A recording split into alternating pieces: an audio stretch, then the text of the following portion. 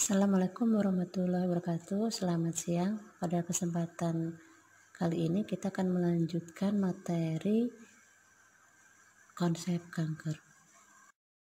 Sebelumnya kita akan memahami istilah tumor, neoplasma, dan kanker. Tumor merupakan jaringan baru yang timbul dalam tubuh. Dalam beberapa literatur menyatakan bahwa istilah neoplasma memiliki makna yang sama dengan tumor. Berdasarkan sifatnya, tumor dapat kita bedakan menjadi tumor ganas dan tumor jinak. Kanker merupakan istilah umum yang dipakai untuk menunjukkan tumor ganas. Sel kanker berasal dari sel-sel yang sebelumnya adalah sel-sel normal. Perubahan sel normal menjadi ganas merupakan hasil interaksi multigenetik dan multifaktoral.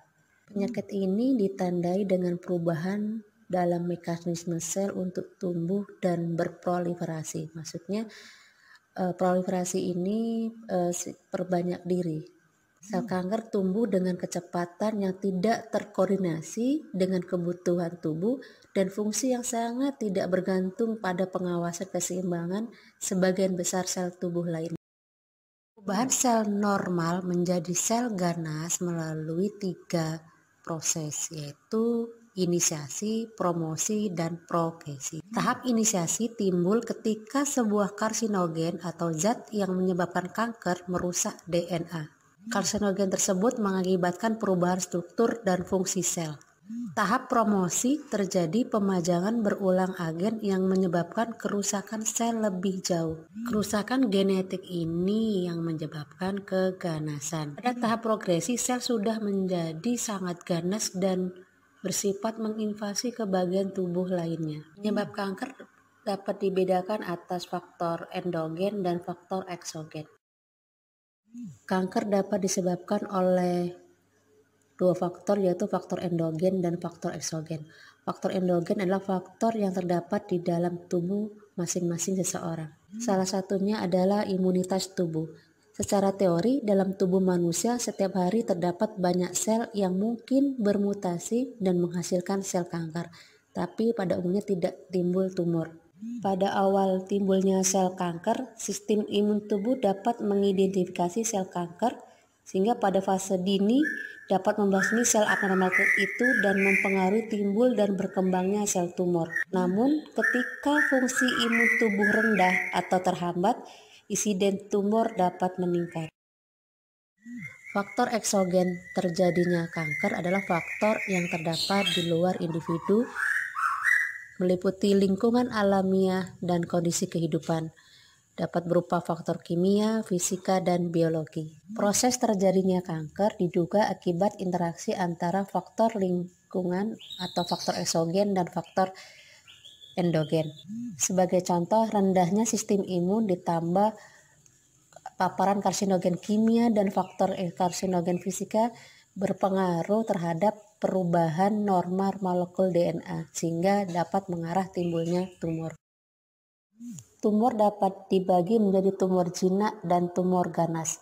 Daya tumbuh tumor jinak terbatas, biasanya tumbuh ekspansif lokal, laju pertumbuhannya relatif lambat.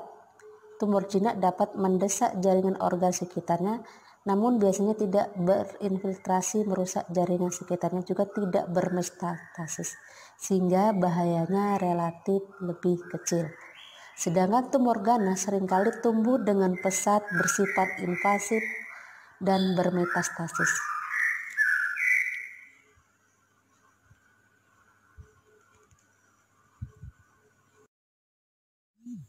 Metastasis adalah sel tumor lepas dari tumor primer, dapat menelusuri pembuluh limfe, pembuluh darah, kavitas tubuh, mencapai lokasi yang tidak berkaitan dengan tumor primer. Kemudian tumbuh terus membentuk tumor berjenis sama dengan tumor primer.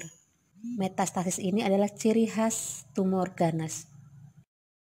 Sebagai contoh, kanker payudara. Kanker payudara dapat menyebar ke kelenjar limfe, ke paru, ke hati, ke tulang, ke otak. Penamaan tumor. Nama tumor sebagian besar dapat mencerminkan sifat dan jaringan asal tumor. Tumor Cina, penamaannya dengan menyebutkan tumor ek-ek atau menambahkan kata oma. Sedangkan kalau ganas bisa menambahkan kata kanker dan jaringannya atau karsinoma. Kanker ganas juga bisa menggunakan istilah sarkoma atau penambahan oma dan maligna. Di sini juga pada jaringan limfohematopoietik, di sini pada sel kanker ganas menyebutkan limfomaligna atau leukemia. Sebagai contoh, tumor Cina adalah fibroadenom mamai. Karsinoma mamai menunjukkan tumor ganas. Papiloma sel squamosa menunjukkan tumor Cina, sedangkan karsinoma sel squamosa menunjukkan tumor ganas. Terdapat pola penamaan lain seperti menambahkan ilustrasi morfologinya, seperti contohnya karsinoma papila tiroid, atau memberikan nama kanker dengan nama seseorang seperti sarkoma Ewing, limfoma Hodgkin.